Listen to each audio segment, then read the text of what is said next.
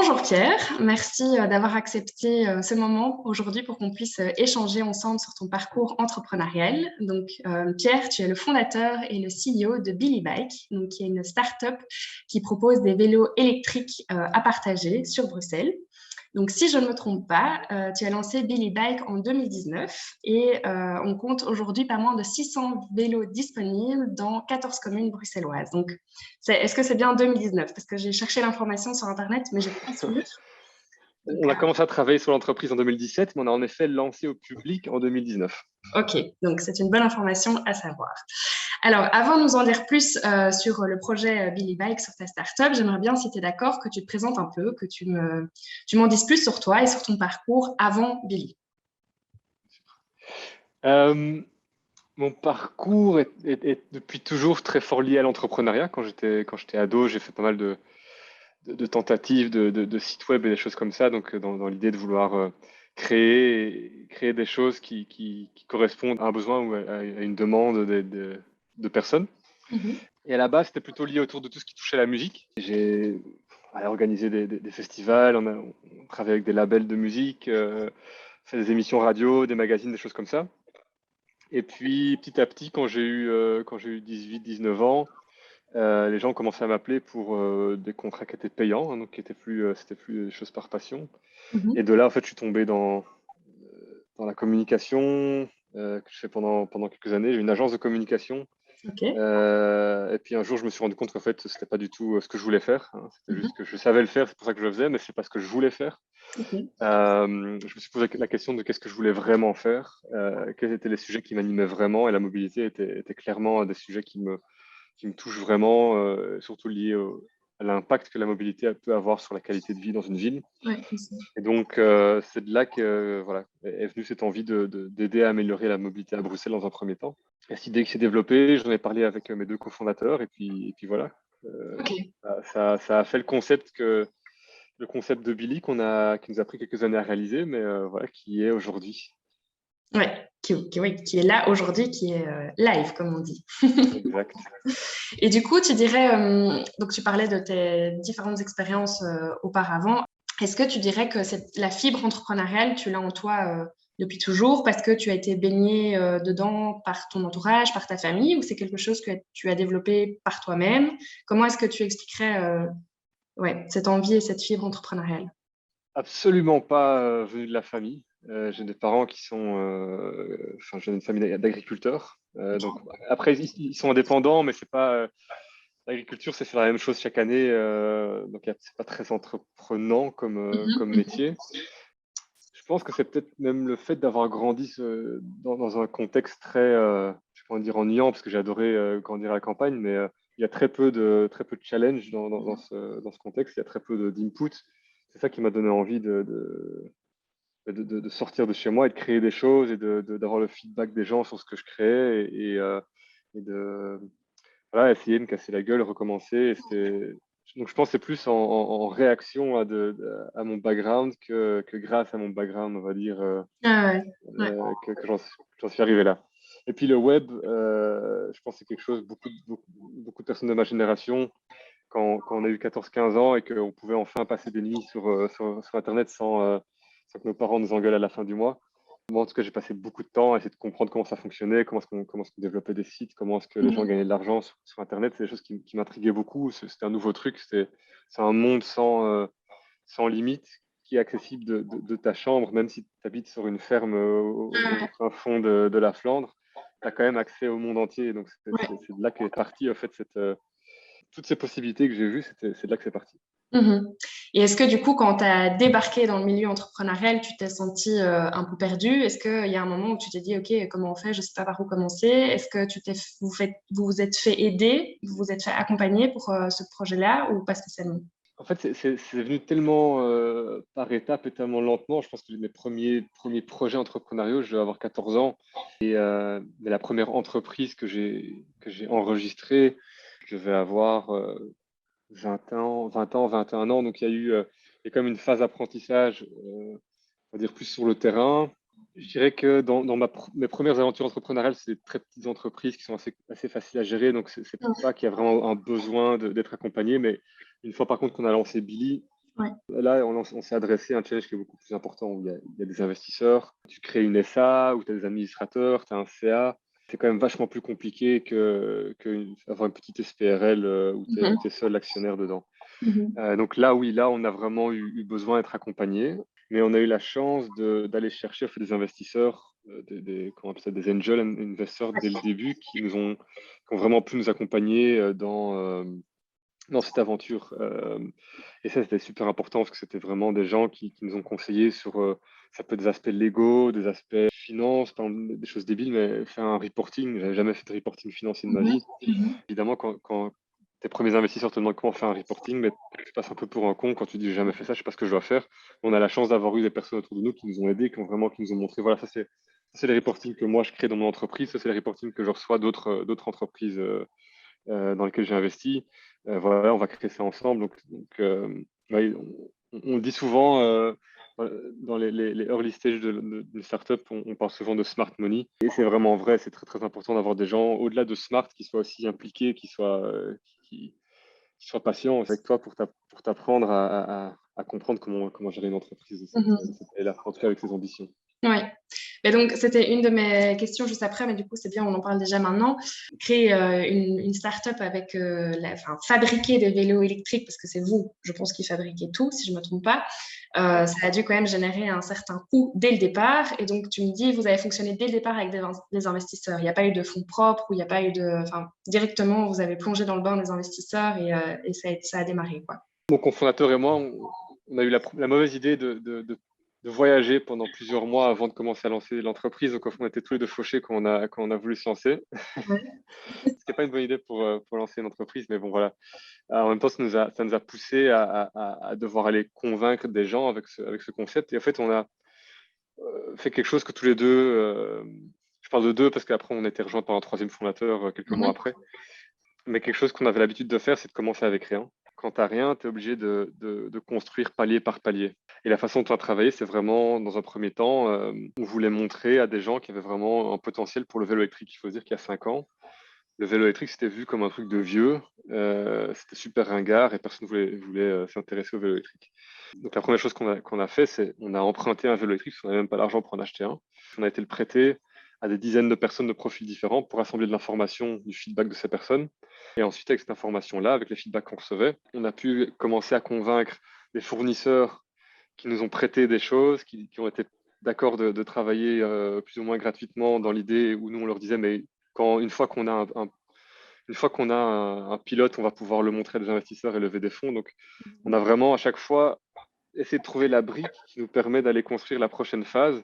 Et au début, c'est très très compliqué parce que quand tu n'as rien, il faut être vendeur, il faut avoir une vision qui est plus ou moins cohérente et puis il faut être créatif avec ce qu'on a. Et donc, nous, très vite, avec ce vélo qu'on a emprunté, c'était pas du tout un vélo partagé, c'était pas un vélo intelligent, c'était pas du tout un vélo fait pour ça, c'était juste un vélo électrique.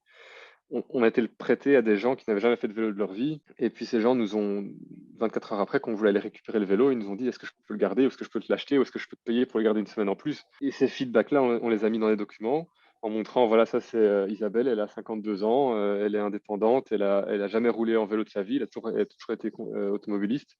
Et elle nous a demandé si elle pouvait garder le vélo une semaine en plus et elle était prête à payer pour le Mhm. garder.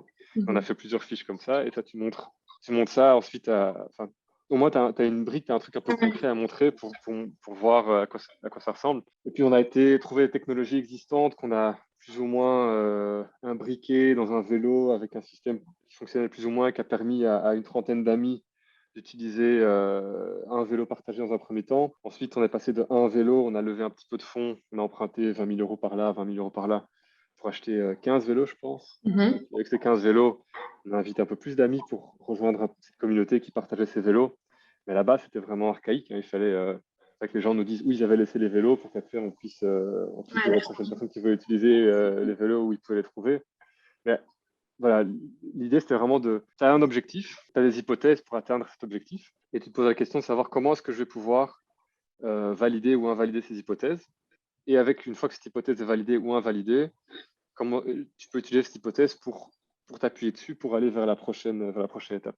Et au début, c'est vraiment des micro-étapes. Et au plus tu évolues dans ton projet, heureusement, au plus ces étapes sont plus Ouais. longues, plus grosses, plus compliquées aussi, mais plus risquées aussi, hein. Au début, il faut une espèce micro-feedback loop, hein, de jour en jour, tu vas adapter ton idée, tu vas discuter avec plein de personnes. Ouais, c'est vraiment ça qui nous a permis de partir de rien et d'arriver voilà, à produire des centaines de vélos, d'avoir, entre-temps, je pense qu'on a levé plusieurs millions d'euros Ouais. qui ont été investis dans l'entreprise. On a la chance d'avoir 600 actionnaires aujourd'hui. Donc, on a plusieurs dizaines de milliers d'utilisateurs, dont 600 ont voulu devenir actionnaires de l'entreprise, ce qui est incroyable. Et voilà, il y a eu vraiment de choses qui ont été faites en partant de ces premiers jours avec un vélo qu'on prêtait Ouais. à des personnes. C'est assez fou. Ouais, c'est assez fou quand tu regardes en arrière. On ne prend pas trop le temps d'ailleurs de s'arrêter et de regarder ce qu'on a fait, mais c'était un long chemin, mais un chemin vachement inspirant et Mhm. vachement excitant aussi. Hein, les premières, les premières livraisons de vélo, quand tu reçois ton premier vélo, quand il sort de la caisse, quand il vient du camion, c'est Noël, mais pour un adulte, quoi. Ouais, j'imagine. Et D'ailleurs, du là, on a coup, reçu, attends, je sais pas si tu sais voir, mais vas-y, montre-moi. c'était Noël il y a 3 jours et Waouh, on a 250 vélos en plus trop qui sont arrivés génial. dans notre atelier. Donc, Ah ouais, c'est cool ça. même encore aujourd'hui, on est super excités quand on reçoit Ah des bah ouais, vélos dans les caisses. j'imagine. Ça fait des sacrés cadeaux de Noël, là. Et ça prend du temps à dévaler, malheureusement. Ouais, j'imagine. Il faut être beaucoup pour les dévaler. J'imagine. Toujours pour rester dans la thématique financière, on va dire, j'ai vu qu'à l'été 2020, vous aviez donc réalisé un crowdfunding qui vous a rapporté 223 000 euros, donc c'est quand même une sacrée somme. Est-ce que tu aurais des tips, des conseils à nous partager sur les choses à faire ou à ne pas faire pour réussir et s'assurer la réussite de ce type de campagne? Il y a vraiment pour moi deux types de crowdfunding. Il y a du crowdfunding pour des gens qui cherchent purement une rentabilité ou des intérêts sur leur investissement. Mhm. Et ça marche pour des entreprises qui sont déjà vachement plus matures, qui ont des revenus fixes, etc., qui ont juste besoin de financement et c'est une alternative à un financement bancaire. Mais Ouais. ça, il faut vraiment montrer 4-5 ans de compta bien solide avec des bons revenus. C'était pas du tout le cas pour nous. Nous, c'était un crowdfunding vraiment un projet à risque, un projet visionnaire où on demandait aussi de nos investisseurs de croire vers où on allait. Et donc, évidemment, c'est un investissement financier parce que ce qu'on espère promettre ou ce qu'on espère rendre à nos actionnaires, c'est un revenu sur investissement. On ne sait pas quand, on ne sait pas combien. Et donc, il faut que ces gens soient ouverts à ça. Et donc, en fait, ce qu'il faut peindre, c'est plutôt une vision de voilà dans quoi tu vas t'embarquer, voilà dans quoi tu vas faire partie, voilà à quoi tu vas contribuer. Et c'est pour ça que chez nous, la grande majorité de nos crowdfunders sont des utilisateurs qui utilisaient déjà le service, qui connaissent la qualité du vélo et qui se disent je sens, moi, dans mon utilisation, mais aussi dans mon entourage, quand j'en parle, je sens quelque chose qui est en train de se passer Mhm. et que la façon dont les gens se déplacent en ville évolue et que Billy est très, très bien placé pour prendre cette opportunité. Donc, il y a vraiment un gros travail à faire là-dessus. Ensuite, il y a la vision, mais tout le monde peut avoir une vision. Derrière, il faut avoir des chiffres et un business plan, évidemment, qui est solide mais réaliste, enfin, surtout réaliste. Et après, pour nous, quelque chose qui était vraiment important, c'est réfléchir à quelles sont toutes les choses qu'on peut faire pour donner confiance à nos investisseurs potentiels dans le projet. Et c'est des choses comme, par exemple, la campagne crowdfunding qu'on a faite, on a demandé au ministre de la Mobilité à l'époque Mhm. de faire une petite vidéo où il expliquait que croyait vraiment dans le projet Billy, que pour lui, ça faisait partie de sa vision de la mobilité urbaine à Bruxelles, qu'il voyait il voyait clairement un futur pour Billy dans cette mobilité. Donc Ok. avoir un ministre responsable de la mobilité de la ville de Bruxelles, de la région bruxelloise qui valide ton business plan, enfin, qui valide en tout cas ta vision, c'est très important. Ça crédibilise. Euh, Ça crédibilise, voilà. Autre chose qu'on a fait aussi avant cette campagne, c'est qu'on s'est assuré que notre board de notre entreprise était composé de personnes multidisciplinaires, mais qui étaient reconnues aussi, qui ont un nom un background qui parle aux gens. Par exemple, on avait le CFO de Odoo, on avait l'ancien CFO de Begacom. C'est des petites choses, mais quand les gens vont lire ton dossier, vont lire ta page, il y a c'est pas les chiffres, c'est pas les longs textes qui vont leur rester en tête, c'est ces petites choses sur lesquelles ils peuvent s'appuyer. C'est un peu des raccourcis rapides, mais ils vont se dire si le CFO de Odoo est dans le board, c'est qu'il doit y avoir quelque chose dans cette boîte, je peux leur faire confiance. Ils vont pas gérer mon argent comme des amateurs. Ouais, ouais. Euh, donc ça, c'était quand même des points importants à mettre en avant dans la campagne, c'est réfléchir à qu'est-ce qu'il y a dans la boîte, voilà, qui peut donner confiance. Et après, je pense qu'il y a quand même un truc que je me dois de communiquer, c'est que souvent, le crowdfunding, on le voit comme quelque chose où tu lances une campagne et puis tu vois le compteur qui commence à augmenter et tu gagnes plein d'argent. Je pense que j'ai passé 2 mois à faire plus ou moins 8 appels téléphoniques par jour entre 15 minutes et 2 heures pour les 250 ou 230 000 euros qu'on a récoltés. Je pense que j'ai Une bonne facture téléphonique derrière. il y a une bonne facture téléphonique derrière, mais surtout, il y a eu 3 mois passés concentrés à 100% sur cette campagne, à appeler tout le monde, à leur expliquer, à répondre à des emails. Les gens ont 1000 questions. C'est un travail de dingue. Et à part si tu as un projet de fou, mais j'ai pas encore vu ça, ça vient pas tout seul. Les gens, il faut les travailler, il faut travailler au corps, il faut les convaincre. Et les plateformes sont plus un outil qui vont t'aider à, comment dire, à rassembler ces intérêts. Mais c'est toi qui dois toujours faire le travail pour aller les chercher, les convaincre. Mais après, il y a des gens qui communiquent leur intérêt sur la plateforme. Et puis tu vois qu'ils ils font jamais le transfert bancaire. Il y a des gens qui j'ai dû appeler 3, 4 fois. C'est pas du tout agréable d'aller forcer des gens, mais à un moment, voilà, il faut être un peu vendeur, un peu poussé. Voilà. Enfin, juste pour dire que c'est pas quelque chose de magique où ça se passe tout seul, il n'y a rien à faire. C'est vraiment énormément de travail. Mais Ouais. par contre, c'est incroyable d'avoir aujourd'hui, on a 600 actionnaires, 600 Bruxellois quasi, voilà, qui vivent le projet, qui nous donnent du feedback, qui nous appellent pour quand ils ont des idées, quand ils ont des contacts. T'as 600 ambassadeurs de ta marque qui utilisent le service tous les jours et qui en parlent tous les jours autour d'eux. Donc c'est Ouais, super c'est puissant. génial. Ouais. Et du coup, j'imagine que ça a beaucoup d'avantages d'avoir 600 actionnaires, mais j'imagine que ça doit être compliqué à gérer aussi au quotidien ou pas spécialement? Si on a la chance d'avoir travaillé avec Spread, Spread c'est une plateforme de crowdfunding qui crée en fait un véhicule d'investissement. Et donc les actionnaires ne sont pas actionnaires directement de ton entreprise, ils sont actionnaires d'un véhicule d'investissement qui lui-même est actionnaire de ton entreprise. Ah ouais, ok. Je veux dire qu'en fait, eux s'occupent de tout l'aspect, toute la paperasse, toutes les choses qu'on n'a pas envie de gérer. Nous, on communique en fait envers cette entreprise, envers ce véhicule d'investissement, et tout ce qui est vote, tout ce qui est administratif, tout ça est géré par Spread Oui. dans ce véhicule d'investissement, nous revient en tant que, voilà, par exemple, si on doit faire signer des statuts, quoi que ce soit, mais nous, on fait juste une signature de la personne qui représente ce véhicule Ouais. d'investissement. On Ok. n'a pas à appeler 600 personnes pour avoir les 600 signatures. J'imagine. Ok, bon à savoir. Maintenant, si on aborde un peu plus la question du business model, j'imagine, donc vous avez lancé officiellement Billy en 2019, mais donc juste avant la crise du Covid. J'imagine que ça a dû être quand même compliqué à gérer, étant donné qu'on était tous reclus chez nous en confinement, que les transports étaient vraiment très limités.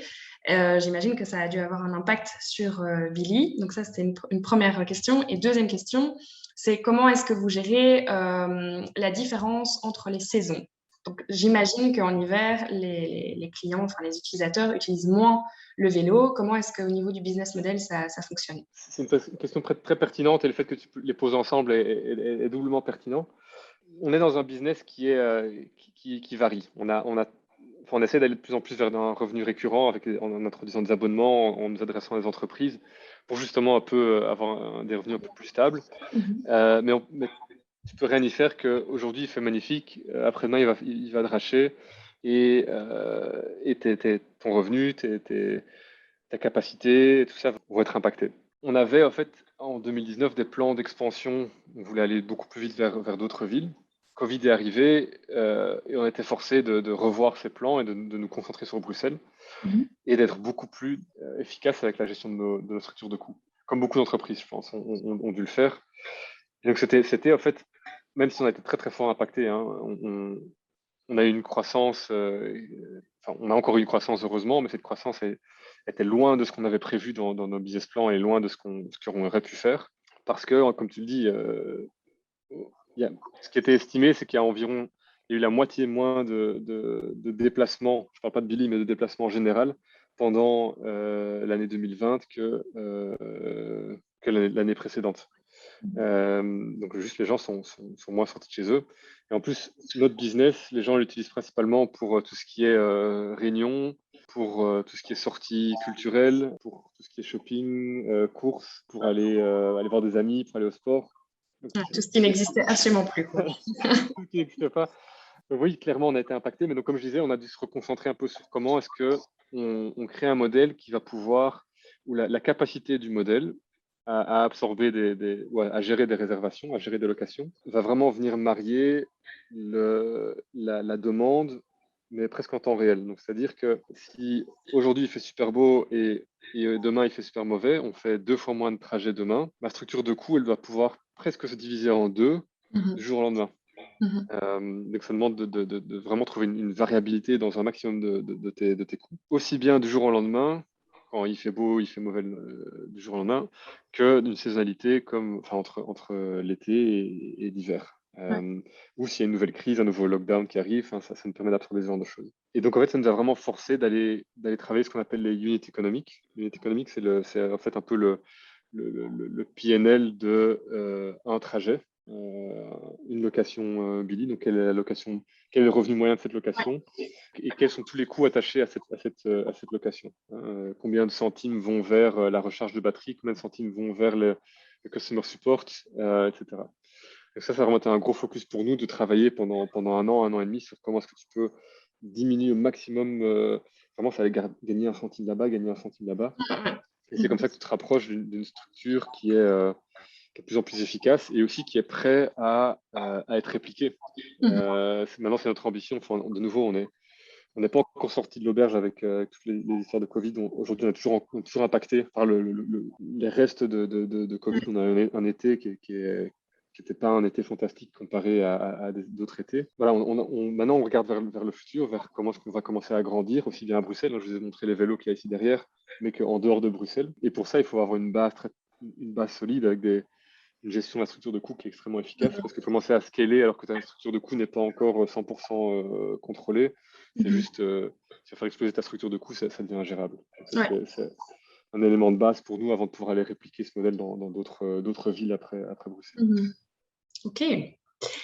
Alors, aujourd'hui, du coup, vous êtes combien dans l'équipe? Première question. Et alors, deuxième question d'un point de vue plus management, c'est pour toi, d'un point de vue personnel, la casquette de CEO, est-ce que ça a été facile à prendre, est-ce que ça a été simple pour toi de la prendre?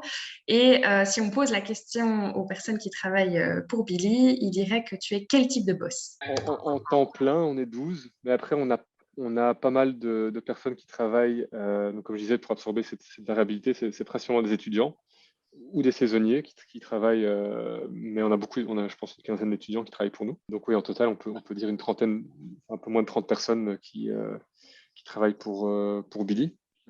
Alors quand on a lancé l'entreprise, c'est pas moi qui étais CEO, c'était mon associé, parce que lui avait déjà l'expérience de CEO. Moi, j'avais jamais vraiment géré une équipe comme ça.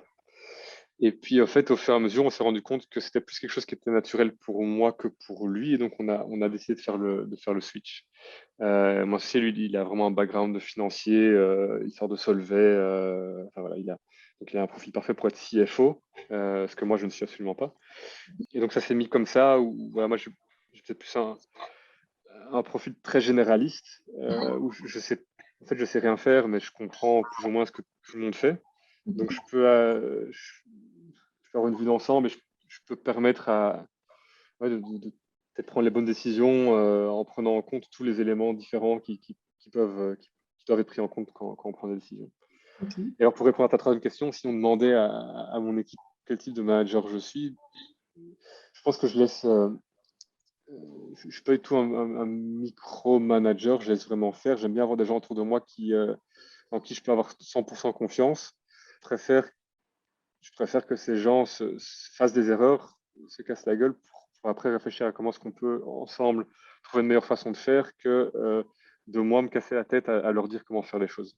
Donc, j'ai vraiment tendance à faire extrêmement confiance aux gens qui nous entourent, à leur donner beaucoup de responsabilités et parfois peut-être un peu trop, mais les lancer dans le tas et voir comment ils se démerdent et voir ce que ça donne. Et après, toujours être là, évidemment, pour les encadrer, pour les aider quand il faut. Mais quelque part, c'est aussi pour me protéger moi. Hein. J'ai pas envie de devoir réfléchir pour tout le monde dans l'équipe, sinon mon cerveau va exploser. À un moment, il faut pouvoir se dire, j'ai aucun doute que cette personne va faire son travail. Et si tu n'arrives pas à trouver des employés autour de toi, en tout cas tes cofondateurs ou les gens qui sont responsables autour de toi, si tu n'arrives pas à trouver des gens avec qui tu te sens à l'aise et tu sais qu'ils vont faire ce qu'ils doivent faire et que tu ne vas pas t'en inquiéter, c'est sans doute que tu n'as pas les bonnes personnes autour de toi. Parce que c'est impossible de scaler une entreprise où tu as très envie, en tant que jeune CEO, tu as très envie d'être impliqué dans tout, tu as envie que tout soit parfait. mais c'est juste impossible. Ah ouais. J'imagine bien, c'est bien résumé. Jusqu'à présent, donc depuis le lancement de Billy, si tu devais me donner 3 des plus gros challenges que tu as, enfin que vous avez rencontrés jusqu'à présent, tu dirais que c'est quoi? Le premier, mais je pense que c'est le même pour toutes les entreprises, c'est trouver des fonds. Surtout dans un business comme le nôtre, où il y a vraiment beaucoup d'assets. Enfin, il faut des assets pour scaler. Et en Belgique en plus, qui est pas un projet B2C en Belgique, c'est déjà très très chaud, mais en plus, quand tu as beaucoup d'assets et plusieurs millions d'assets à financer, c'est encore plus chaud. Deuxièmement, c'est voir vers où va le marché.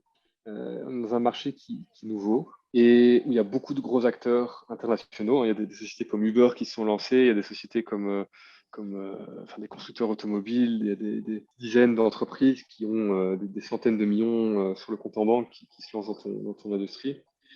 Et elles viennent, elles repartent, elles se cassent la gueule, elles mettent tout le monde à la porte et puis elles relancent. C'est assez compliqué en tant que petite entreprise belge de naviguer, naviguer ça. Et donc, toi, tu dois convaincre des investisseurs de ta vision, mais il y a beaucoup de moments où en fait, tu vois des choses qui se passent dans le marché, tu te dis, mais je ne sais même Je plus suis quoi ce tout que je vois. petit. Je suis tout petit, je ne sais pas comment expliquer ça à mes investisseurs, tu vois. Donc ça, c'est compliqué. Et troisième chose, c'est un peu lié à ça, mais c'est le fait que comme on est un nouveau marché, il suffit pas d'offrir un produit qui est meilleur que celui de la concurrence ou qui est moins cher ou qui est plus adapté à la demande. En fait, on doit créer la demande. Et ça, c'est très, très difficile. Ça fait que tu as une croissance beaucoup plus lente parce que t'es pas... Enfin, ça a des avantages et des inconvénients, hein. Ça veut dire qu'il y a peu de monde sur le marché, mais par contre, ça veut dire que ta croissance est beaucoup plus lente que ce que ça pourrait être dans d'autres marchés. Et donc ça, c'est très compliqué. On l'a vraiment sous-estimé au début, le fait de... Enfin, nous, on est jeunes, on est curieux, on gère bien la technologie.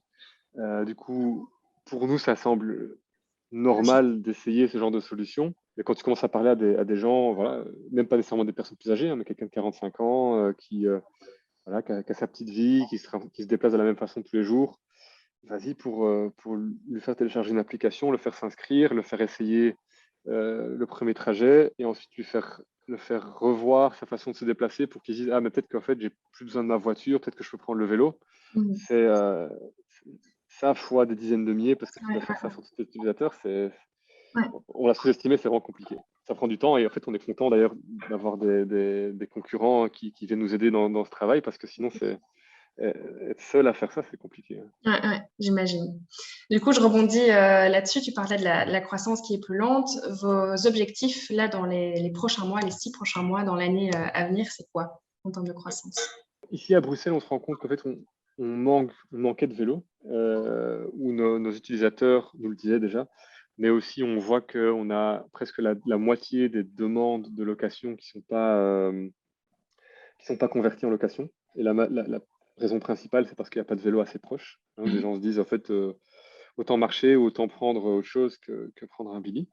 Donc maintenant, on va rajouter des vélos pour pouvoir justement pallier à ça. Donc d'abord, on voit une croissance dans Bruxelles. On espère pour le printemps prochain arriver à l'équilibre financier grâce à ça, avec les vélos qui sont là. Et donc là, on a vraiment un modèle où on peut montrer, regardez, à nos investisseurs ou aux banques, on peut les montrer, regardez, c'est comme ça que ça fonctionne. Ça, c'est nos structures de coûts, c'est comme ça qu'on gagne de l'argent. Et quand tu rajoutes des vélos, bah, tu augmentes le chiffre plutôt que de juste augmenter les coûts. Ouais. Et sur base de ça, on a un modèle, on a une vitrine en fait pour aller répliquer ce modèle dans d'autres villes. Et donc voilà, c'est ce qu'on vise à partir de l'année prochaine, c'est aller dans une seconde, voire troisième ville. Mais d'abord, le focus est sur Bruxelles. On veut être sûr qu'on offre un service de qualité sur la région bruxelloise. Ouais, et que c'est bien stable, j'imagine. C'est ça. Ok, alors on arrive tout doucement à la fin de l'interview. J'ai encore 2 petites questions pour toi et puis je te laisserai le mot de la fin si tu as une news à diffuser ou autre, enfin peu importe. Donc déjà, est-ce que tu aurais 3 entrepreneurs à me donner qui t'inspirent? Je pense que la success story dans notre secteur ici, c'est Cowboy. Hein, et c'est incroyable ce qu'ils font. Je trouve qu'il y a quelque chose que je trouve génial chez eux, c'est qu'ils ont réussi à mettre des gens, un peu des gens comme toi et moi, autour de la trentaine.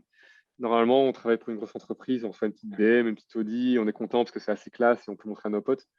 Et eux, ils ont réussi en fait à remplacer cette Audi, cette BM par un vélo. Et en une fois, on est fiers, on a envie de montrer notre vélo à nos potes. Et ça, c'est génial parce que ça change, ça transforme une génération. Mhm. Donc, je pense qu'au-delà du succès financier, ils ont vraiment un impact sur une culture du déplacement que voilà, moi j'admire énormément. Mhm. Je suis très attaché à Bruxelles, à tous ces différents quartiers. Il y a une personne que je trouve qui a un ressenti de Bruxelles, ces différents quartiers qui m'inspire beaucoup, c'est Frédéric Nicolai, qui est Mhm. un entrepreneur qui a commencé, je pense, dans la restauration et puis qui a ouvert tous les gros bars de Bruxelles, mais le Belga, le Bar du Matin, le Zebra, Roi des Belges. Enfin, et chaque fois, enfin, ou souvent, je ne vais pas dire chaque fois, mais souvent, il arrive dans des quartiers où il ne se passe pas grand-chose, il met son bar et le quartier commence à émerger. Je dis pas que c'est lui qui fait émerger le quartier, mais il sent le bon timing, le bon quartier, le bon concept de bar pour les bonnes personnes. Ça, c'est quelque chose que je trouve. Après, il y a beaucoup de critiques aussi, et je reconnais ces critiques sur le fait que parfois il a un effet de gentrification sur les quartiers qui n'est Mhm. pas positif, mais voilà. J'admire quand même le ressenti de la personne par rapport à la ville. Et alors, un troisième, c'est pas du tout en Belgique, mais j'arrive même pas à prononcer son nom, mais c'est le fondateur de Patagonia, qui a écrit un livre que j'ai beaucoup aimé. Je pense que le livre s'appelle Let My People Surf. Mais au-delà du livre, c'est quelqu'un. Moi, j'ai commencé à m'intéresser à la marque le jour où j'ai acheté une veste chez eux, et juste avant de faire le check-out sur leur site, il m'a demandé, est-ce que tu es sûr que tu as vraiment besoin de cette veste?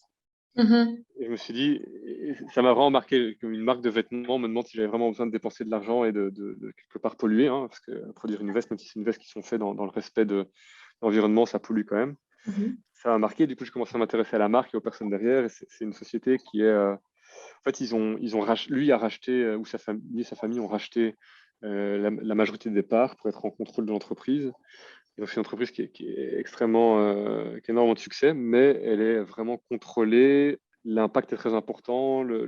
Pour eux, l'ambiance de travail, la qualité du travail, le fait de pouvoir offrir des services comme des services de réparation, alors que c'est des choses qui sont totalement à perte pour l'entreprise, pour eux, c'est extrêmement important. Bon, j'espère que mes investisseurs n'écoutent pas ce que je suis en train de dire, mais ça m'inspire beaucoup de voir qu'une entreprise aussi importante, aussi influente, ait réussi à quelque part faire marche arrière de ce drive capitaliste pour revenir sur une façon de faire qui, je trouve, est beaucoup plus une croissance contrôlée, une croissance sensée, une croissance avec un impact positif.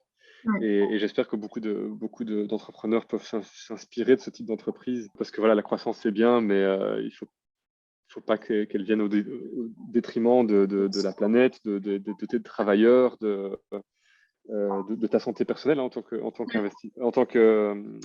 Je pense que on en parle très très peu, mais la santé mentale ou la santé physique de l'entrepreneur, quand je vois le nombre de personnes, le nombre d'entrepreneurs qui ont des cernes jusqu'ici, c'est triste, quoi. Et moi, personnellement, c'est quelque chose sur lequel je travaille vraiment, c'est de trouver cette balance pour moi, pour mon équipe.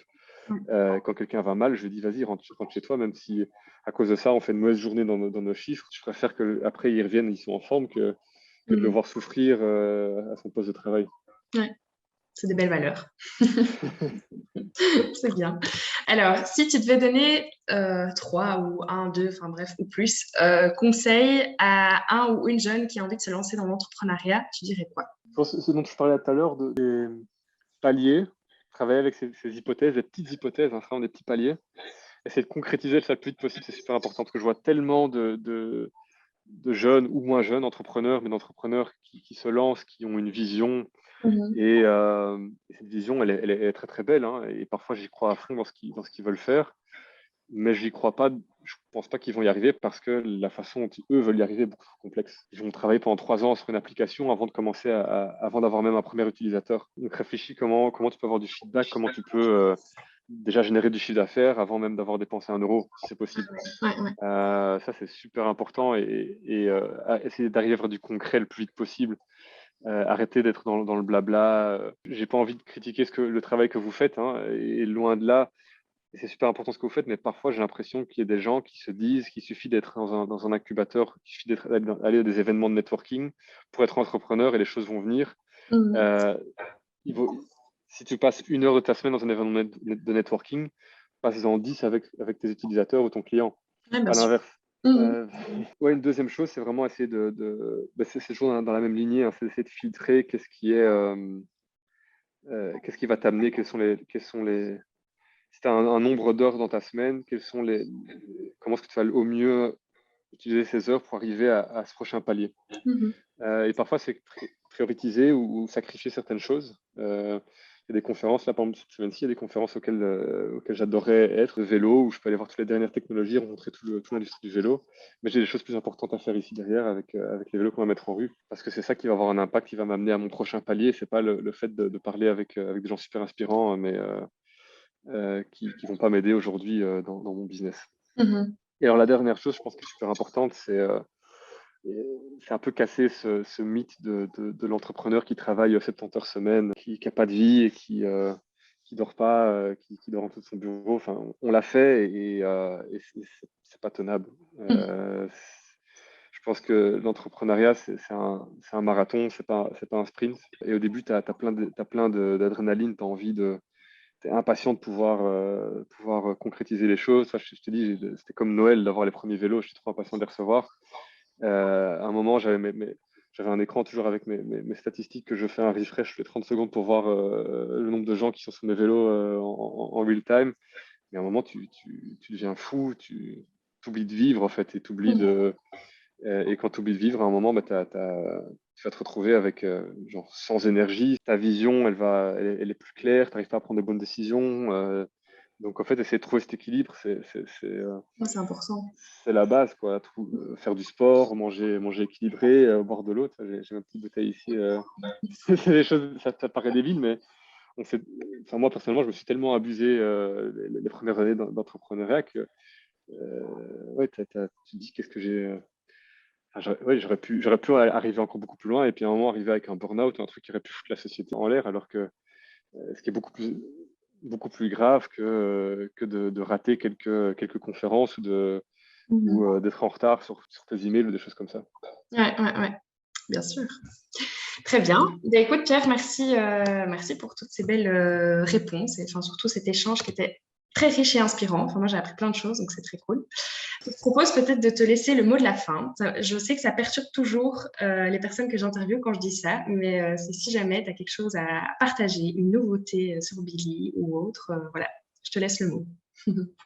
Très bonne question. Je pense que le message pour nous reste toujours le même, hein, c'est qu'on a vraiment une vision d'aider Bruxelles à respirer, à mieux respirer, à devenir plus agréable, en diminuant le nombre de voitures, ou en tout cas en diminuant le nombre de trajets que les gens font en voiture. Et aujourd'hui, la moitié des trajets à voiture font moins de 5 kilomètres, pardon. Et c'est un déplacement que tu peux faire facilement avec un vélo, une trottinette, que ce soit ton vélo ou celui de nos concurrents ou nos vélos, ça m'est égal. Je pense que si on se rappelle tous un peu les premières semaines du confinement qui étaient incroyables, où il faisait beau et les rues étaient désertes et on pouvait aller se promener, il y avait les enfants qui jouaient en rue, tout ça, c'était fantastique. Mon message, c'est essayons de nous rappeler de cette semaine-là, parce qu'on verra ces semaines-là, on ne verra plus jamais ça de nos vies, une ville aussi apaisée, et essayons de changer nos comportements du quotidien pour contribuer à peut-être se rapprocher un petit peu de cette ville apaisée. Je pense qu'on s'en sortira tous beaucoup mieux s'il y a un petit peu moins de bruit, un petit peu moins de pollution, un petit peu moins de stress dans les rues bruxelloises ou n'importe quelle ville dans laquelle vous vivez. Mhm. Très beau message de fin, merci. Mais écoute, encore merci. Je te souhaite plein de bonnes choses pour la suite de Billy. Bon déballage de carton derrière toi. Yes, merci beaucoup. Et à toutes les personnes qui nous ont écoutés, merci aussi. Et si ça vous a plu, n'hésitez pas à laisser un commentaire et à partager la vidéo. Voilà, merci Pierre et à bientôt. Yes, merci Camille. Voilà. Salut.